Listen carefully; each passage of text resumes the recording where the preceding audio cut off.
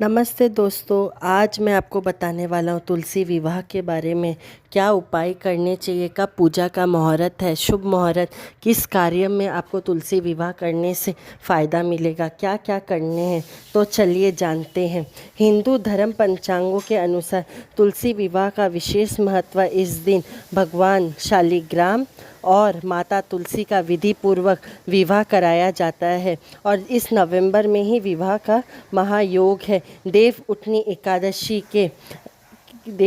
एकादशी के दिन तुलसी विवाह मनाया जाता है। देव उठनी एकादशी के दिन भगवान विष्णु 4 महीने बाद योग निद्रा से जागते हैं, इसीलिए इस ही दिन चतुर्मास की समाप्ति होती है और इस दिन को देव उठनी एकादशी और प्रबोधनी एकादशी भी कहा जाता है।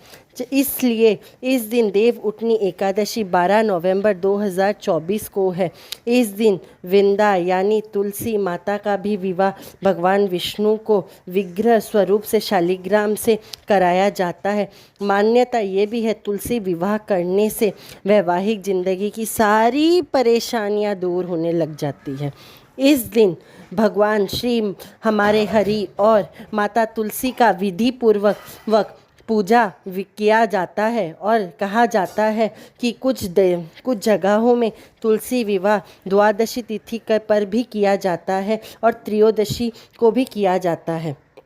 तो चलिए हिंदू पंचांगों के अनुसार देव उठनी एकादशी 11 नवंबर 2024 को शाम को 6:46 से आरंभ होगी, जो समाप्ति होगी 12 नवंबर को 2024 की 4:04 पर समाप्ति होगी।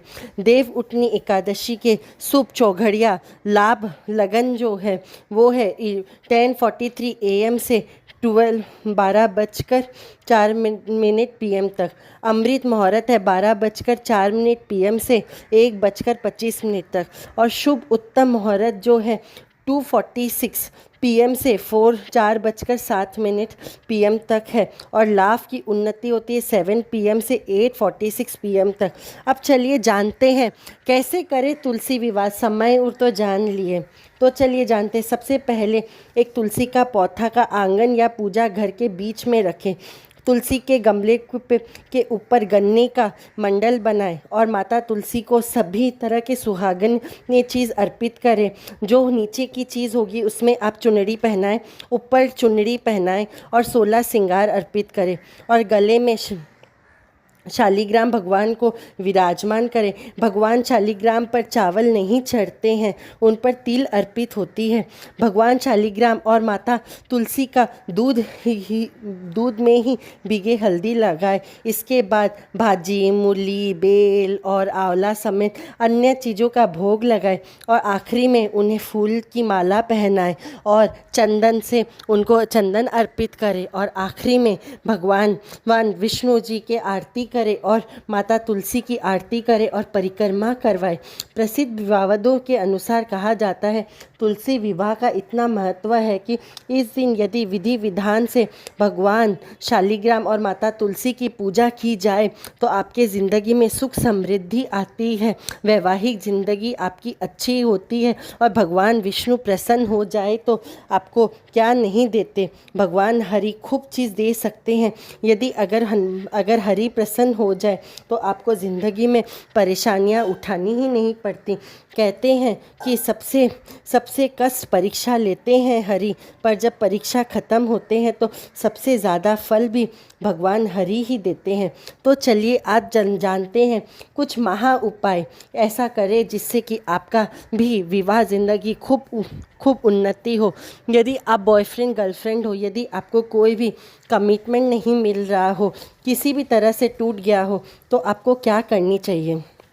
तुलसी विवाह के दिन अपने साथ ही यदि आपका पार्टनर हो या आप शादीशुदा हो या फिर आप बॉयफ्रेंड गर्लफ्रेंड साथ रहते हो लिव इन में या कैसे भी रहते हो, तो आपको मंगला अष्टकम का पाठ करना शुभ माना जाता है और इसका पाठ करने से सकारात्मक विचार आते हैं। यदि आपकी ज़िंदगी में लड़ाई झगड़े हो रहे हो तो वो भी कम होने लग जाते हैं।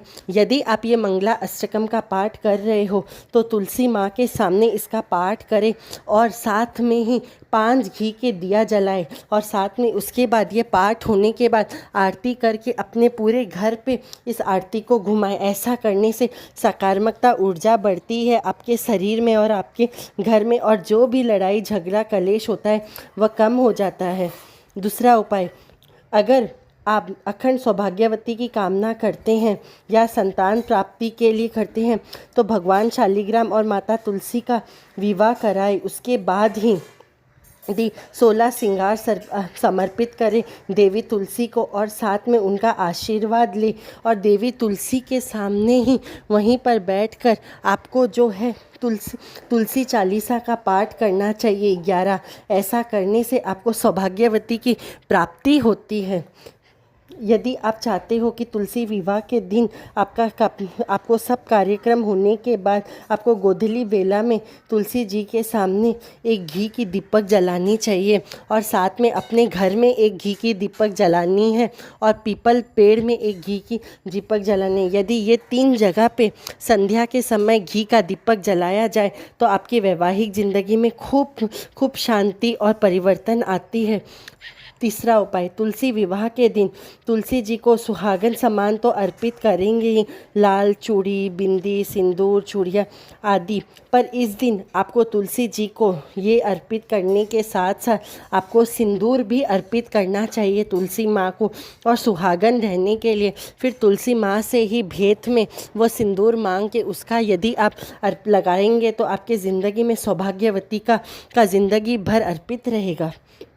5वां उपाय, यदि तुलसी विवाह के दिन कुछ भी पत्तियां आपको पानी डालते समय झड़ते हुए गिर जाए तो इन पत्तियों को लेकर उसका पानी का यदि पिया जाए तो यदि व्यक्ति के ऊपर जो भी रोग हो वह भी कम होने लगता है और उसके शरीर में जितनी भी नकारात्मकता है वो दूर हो जाती है और पीछा छोड़कर ज़िंदगी में सकारात्मकता आती है और शरीर में भी सकारात्मकता आती रहती है। यदि आपका पार्टनर कोई भी छोड़ गया हो तो आपको एक कांच की डब्बी लेनी है, उस पे आपको जो है शहद डालना है और साथ में तुलसी की जो बीज आती है वो डालनी चाहिए और अपने पार्टनर का नाम और ख़ुद का नाम लिखकर एक पेपर को फोल्ड करके उसे डाल देना चाहिए और तुलसी की वहाँ पे पूजा करें। घी का एक दीपक जलाए, उसके ऊपर से 7 बार क्लॉकवाइज वार के अपने घर के कोई भी साउथ डायरेक्शन पे उस डब्बी को रख दे। ऐसा करने से 40 दिन के अंदर आपका पार्टनर आपसे बात करने लगता है और यदि ये उपाय उन्हीं को करे जो सीरियस रिलेशनशिप में हो। यदि आप ये उपाय कर रहे हो तो दिए गए नंबर पे हमें फ़ोटोज़ भी शेयर कर सकते हो और इस वीडियो को लाइक शेयर कमेंट करें और ये वीडियो देख रहे हो अंत तक तो कमेंट में जय माता दी ज़रूर लिखें। धन्यवाद।